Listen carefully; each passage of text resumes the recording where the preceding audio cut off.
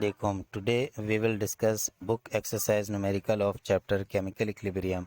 The first numerical is dinitrogen tetraoxide decompose into nitrogen dioxide in a reversible reaction. Derive equilibrium constant expression for the reaction of decomposition. Also interpret the unit of Kc for a balanced chemical reversible reaction. हमारे पास die nitrogen tetra oxide है। Die nitrogen का मतलब हो गई कि nitrogen 2 है और tetra oxide का मतलब हो गया ऑक्सीजन 4 है। ये डिकम्पोज हो रहा है, यानी NO2O4 हमारे पास डिकम्पोज हो रहा है नाइट्रोजन डाइऑक्साइड में, जो कि NO2 है। तो इसकी पहले केमिकल इक्वेशन बना दी हमने कि डाई नाइट्रोजन और टेट्रा ऑक्साइड हमारे पास NO2 में डिकम्पोज हुआ, तो इसको बैलेंस कर दें। यहाँ नाइट्रोजन हमारे पास 2 है तो यहाँ पर भी हमने 2 लगा दिया, इक्वेशन बैलेंस हो गई। अब हमारे को एक केसी एक्सप्रेशन इसकी बनानी है और दूसरी उसकी यूनिट लिखनी है। तो according to law of mass action KC बराबर होता है active mass of product divided by active mass of reactant. तो प्रोडक्ट हमारे पास Na2 है और इसका मोलर कोफिशिएंट भी 2 है, तो हमने ये यहाँ लिख दिया, और रिएक्टेंट के अंदर N2O4 है वो यहाँ लिख दिया। अब अगर हम देखें तो इसकी जो यूनिट है ये 2 मोलर कंसंट्रेशन है, यानी 2 मोल। यहाँ पर M लिखकर इधर 2 लिख दिया और यहाँ पर 1 है तो 1 कर दिया। अब इसी तरह से आपने ये एक इस एक से कैंसिल आउट कर दिया तो यहाँ पर एक बच गया और ये एज इट इज सारे के सारे आ गए।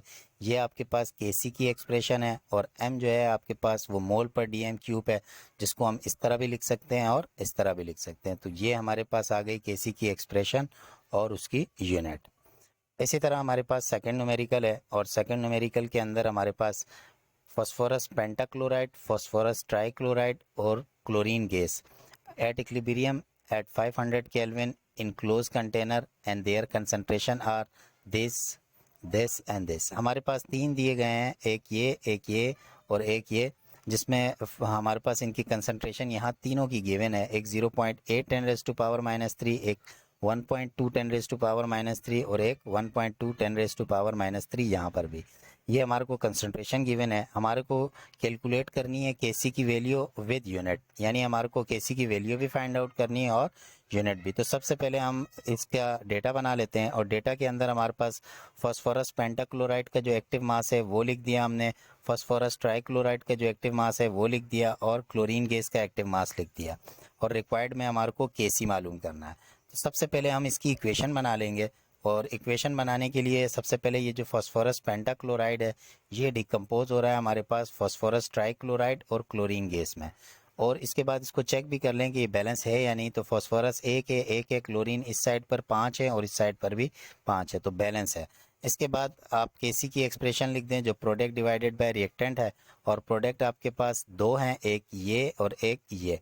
तो ये यहाँ पर पुट कर दें। इनका मोलर कोफिशिएंट 1 है तो वो ऊपर लिखने की ज़रूरत नहीं। और इसी तरह रिएक्टेंट आपके पास फॉस्फोरस पेंटाक्लोराइड है वो यहाँ आ गया।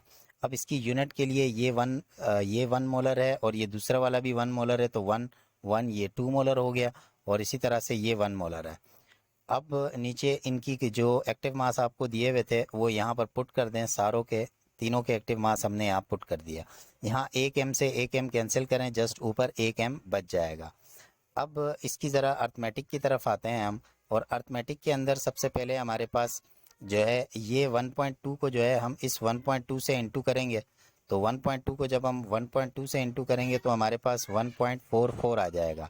और 10 की पावर जो यहाँ -3 है और यहाँ भी 10 की पावर हमारे पास -3 है और नीचे भी 10 की पावर -3 है। तो एक 10 की पावर -3 को इस 10 की पावर -3 से माइनस कर दें, ख़त्म कर दें, सॉरी काट दें, और यहाँ 10 की पावर ये -3 आपके पास बच जाएगा। और ये जो 1.2 से डिवाइड मल्टीप्लाई किया जो 1.4 आया और नीचे 0.8 ये आपके पास एज इट इज बच गया। इसके बाद आपने ये जो 1.4 और 0.8 है इसको डिवाइड करेंगे तो 1.8 आ जाएगा और ये 10 की पावर -3 एज इट इज लिखेंगे। यहाँ पर हमारे पास ये जो m है ये मोल पर डीएम क्यूब के बराबर होता है, इसको हमने यहाँ पर लिख दिया।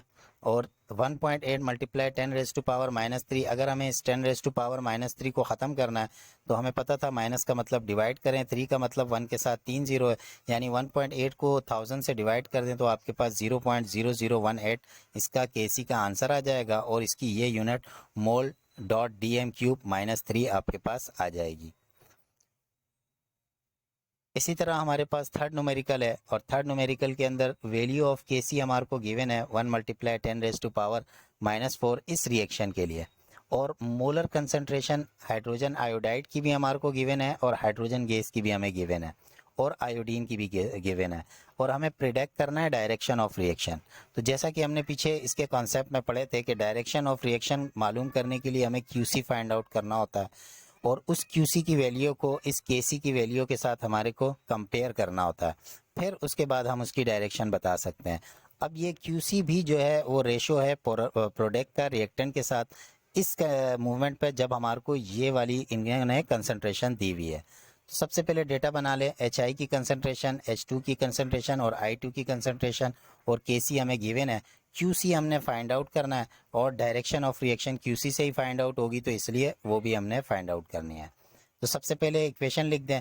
इक्वेशन के अंदर आपको QC भी उसी तरह इक्वेशन में आएगा, प्रोडक्ट डिवाइडेड बाय रिएक्टेंट, और प्रोडक्ट आपके पास HI है और इसका मोलर कोफिशिएंट 2 है, तो 2 आ जाएगा आपके पास। और रिएक्टेंट में हाइड्रोजन गैस और आयोडीन गैस है, वो यहाँ आएगा। और इसकी यूनिट में HI 2 मोलर कंसंट्रेशन में है, तो इधर 2 आ गया, और ये दोनों एक एक के अंदर है। अब ये सब कैंसिल आउट हो जाएगा, तो इसकी यूनिट कुछ भी नहीं होगी। और यहाँ इनके एक्टिव मासेस जो आपको दिए हुए हैं वो पुट कर दें, ये आ जाएंगे। अब ये 2 का स्क्वायर लें तो ये 4 हो जाएगा, और 10 के ऊपर -5 है जो कि 2 से मल्टीप्लाई होकर हमारे पास -10 हो जाएगा। नीचे आपके पास जो है वो 1 से मल्टीप्लाई होगा, यानी ये वाला 1 से मल्टीप्लाई हो जाएगा, तो ये आपके पास आ जाएगा 1 ही आंसर आएगा। और ये जो 10 की पावर -5 है, और यहाँ पर भी जो 10 की पावर -5 है, तो मल्टीप्लाई होंगे तो पावर ऐड हो जाएगी, 10 की पावर -10 हो जाएगा।